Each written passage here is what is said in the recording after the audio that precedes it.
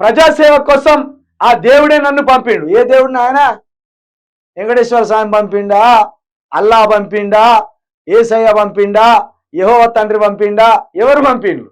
ఆ దేవుడు అంటే దేవునికి పేరు లేదా? చెప్పాలి. నువ్వు అంటావుగా జై శ్రీరామ్ అని, మరి రాముడే పంపిండా? రాముడే పంపిండంటే మిగతా లోట్లేరు. ఇది ఉంటుంది.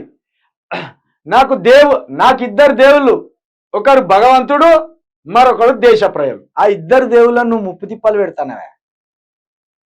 ఇద్దరు దేవుళ్ళు అంటాను కదా, ఒకరు భగవంతుడు, మరొకరు దేశ ప్రజలు. దేశ ప్రజలు ముప్పు తిప్పలు పెట్టి టార్చర్ పెట్టేది నువ్వే, భగవంతులను కూడా టార్చర్ పెట్టేది నువ్వే. నీ వల్ల భగవంతులు భగ్నం అయిపోయింది. ఏనాడు చీకొట్టుకోకపోయేది, నీ వల్ల దేవుళ్ళని చీకొట్టుకునే పరిస్థితికి వచ్చింది. ఎందుకంటే నువ్వు మత చిచ్చు పెడతాను. ఏ దేవుడు కూడా ఇగో నా పేరు మీద హత్యలు చేయర్రి, నా పేరు మీద అజ్ఞానం రాజేయర్రి, నా పేరు మీద మంచినీళ్ళకు బదులు ఉచ్చరాయిపోయిర్రి, లేకపోతే నా పేరు మీద అది దానం చేయడానికి బదులు హత్యలు చేసుకుంటా పోర్రని ఏ దేవుడు చెప్పలే.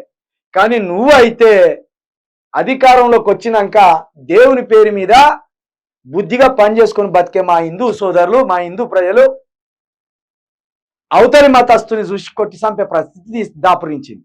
నీ వల్లనే, నీ బీజేపీ వల్లనే, నీ వల్లనే. మత చిచ్చు అనేది దేశంలో పుట్టిందే బీజేపీ వల్ల.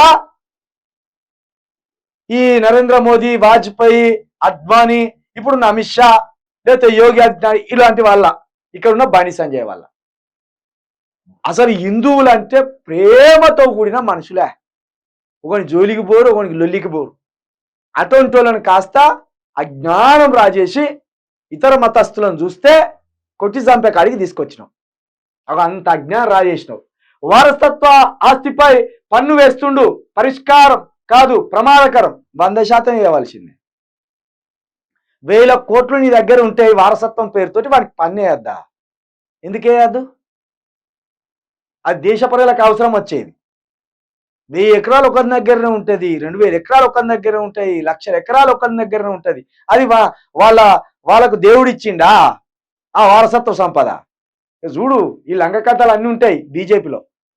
అంటే ఇప్పుడు దేశ సంపదనంతా దోచుకున్న అంబానీ కావచ్చు, అదానీ కావచ్చు, వాళ్ళు ఎన్ని 1000 కోట్లు సంపాదించుకున్నా వాటి మీద పన్నేయద్దు అంటాడు.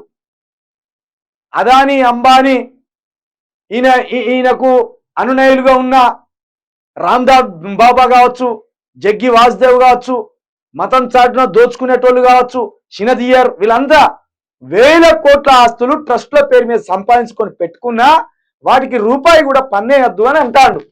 కానీ పన్ను లేవలసిందే, వారసత్వ ఆ భూములను లాగవలసిందే, పేదలకు పంచవలసిందే. రాజ్యాంగం ప్రకారం మైనార్టీల సంపద పంచలేరు.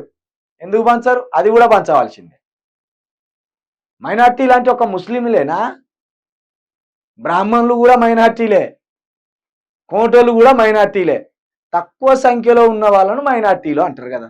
మరి దాని ప్రకారం బ్రాహ్మణుల దగ్గర ఏందంటే ఒక ముస్లింలను బూచిగా చూపడం మోదీ పని. చలో ఎవరెవరు మైనార్టీలు ఉన్నారో, ఎవరెవరి దగ్గర అత్యధికమైన 1000 కోట్లు ఉన్నారో వాళ్ళందరినీ పంచ ప్రయత్నం చేయి. అలా ముస్లింలు ఉంటే ముస్లింలు కూడా పంచాలి. రాజ్యాంగం ప్రకారం అంటే రాజ్యాంగాన్ని బదనం చేస్తాను అను. రాజ్యాంగంలో సమాన హక్కులు ఇవ్వబడ్డాయి. దొంగ మిగిలిన వారి సంపద పంచితే మత సామరస్యం ఉండదు. ప్రభుత్వం మీ సంపదను పంచుతామంటే ఊరుకుంటారా? ఎందుకు ఊరుకో? ఇప్పుడు నా దగ్గర 5-6 వేల కోట్ల ఆస్తి ఉన్నది, నాకు ఒక్కడే కొడుకుంటాడు, పన్ను కట్ట, నేను మొత్తం నేనే చెమటోడ్చి సంపాదించా అంటున్నా.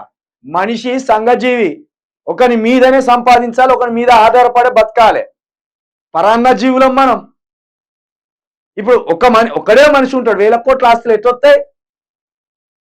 నేను పెట్టిన కంపెనీలో ఇంకొకడు పని చేస్తానో, లేకపోతే ఇంకోడు పని చేపించో, ఏదో విధంగా పరోక్షంగా ప్రత్యక్షంగా 2 రకాలుగా మనిషి సంపాదిస్తాడు. కాబట్టి మనిషి సంఘజీవి. నా సంపద నా దగ్గరనే ఉండాలి, దేశ ప్రజలంతా మొత్తం నిర్వీర్యమైపోవాలి, నిరుపేదరికంలో ఉండాలి. ఇదా నువ్వు కోరుకునేది మోడీ? సిగ్గనిపిస్తలేదు? అందరూ సిరి సంపదలతోటి సమానంగా ఉండాలి. అది ప్రజాస్వామ్యం. ప్రతిపక్షాలు గెలవలేకే నియంతృత్వం అంటున్నారు. నేషనల్ మీడియా ఇంటర్వ్యూలో ప్రధాని కామెంట్స్. ఈసారి నీ పదవి ఊస్టింగే, ఇక ఉండవు, పోతావు. అన్ని రాజ్యాంగానికి వ్యతిరేకమైన మాటలు మాట్లాడతాను. రాజ్యాంగం ఏమో దేశ సంపదను పంచండ్రా అంటే, నువ్వేమో దేశ సంపద అంతా వారసత్వ సంపద కింద ఉండాలంటాను. భూమిని జాతీయం చేస్తే ప్రతి మనిషికి భూమి ఉంటే వాడు వ్యవసాయం చేస్తాడంటే, నువ్వేమో కొందరి దగ్గరనే భూమి ఉండాలంటాను. ఇక ఇది ఉన్నది నీ దగ్గర.